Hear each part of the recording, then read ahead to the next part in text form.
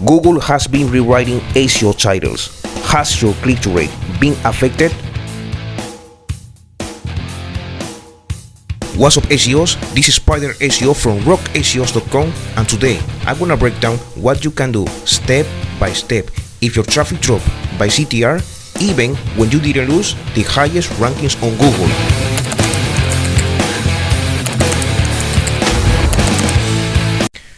Well, the first thing I want you to do is go to Google Search Console. In the performance report, click on export, and I will export as a spreadsheet. The main reason is because we're gonna use a template that I've just designed so we can extract HTML tags such as H1 and title tags respectively. Next, select the first column that contains each of your URLs. Then, copy and paste them in the first column of this template. By the way, if you don't have this template because you haven't joined my WhatsApp community yet, don't worry, since we'll go through the following process. For the H1 tag, we use the formula import XML. Between parentheses, we select the cell which contains our first URL, followed by semicolon, and between double quotes, we add /H1. Next, we'll perform the same process for our title tag, but in this case, we'll add between double quotes /HTML /head /title. Next, we'll use the formula that allows us to obtain the length of characters of our H1 and title tag respectively. By using the length function, I add the cell that contains my H1. Then guys, as you can see, I have 62 characters in the H1 of my first URL. I will repeat this process for the title tag since I want to know if it has the same length of characters. Well, I can see that my H1 and title tags have the same length of characters. Next, I will apply the formulas for my rest of URLs, since I want to know which of them have a difference between H1 and title tags, since this could be a reason for future fixes related to the rewriting that Google may have done to my search engine result pages. So that's why you can see that I have prepared a before and after comparison of my search engine result pages once I have performed my changes if necessary for each of my URLs. So I suggest you do the same so you can have a record of whether your changes had a good effect or not. Next, I want you to go back to Google Search Console. I will click the date range and I will compare the last 3 months against the previous period.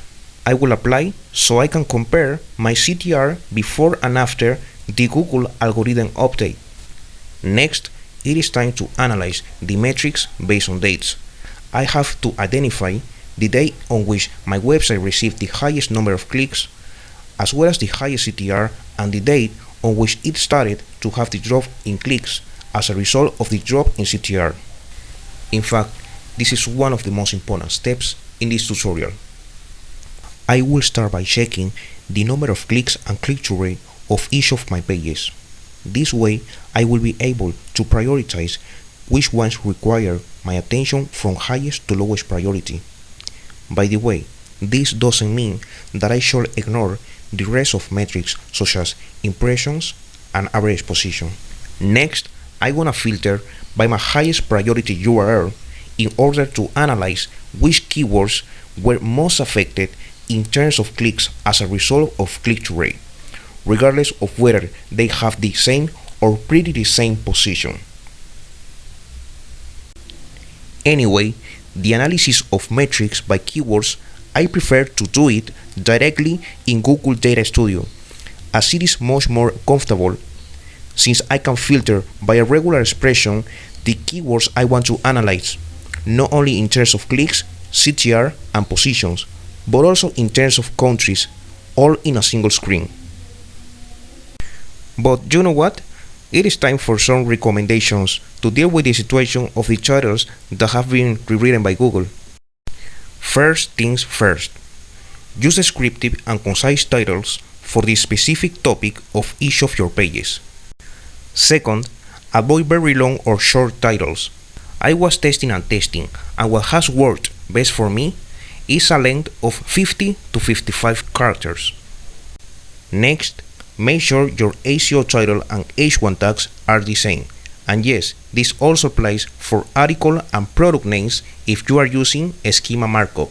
It turns out that even though Google says it now uses the title tag 87% of the time to show search results, it might use the H1, the title placed in the schema markup, or it can be any internal or external anchor text, even an alt text.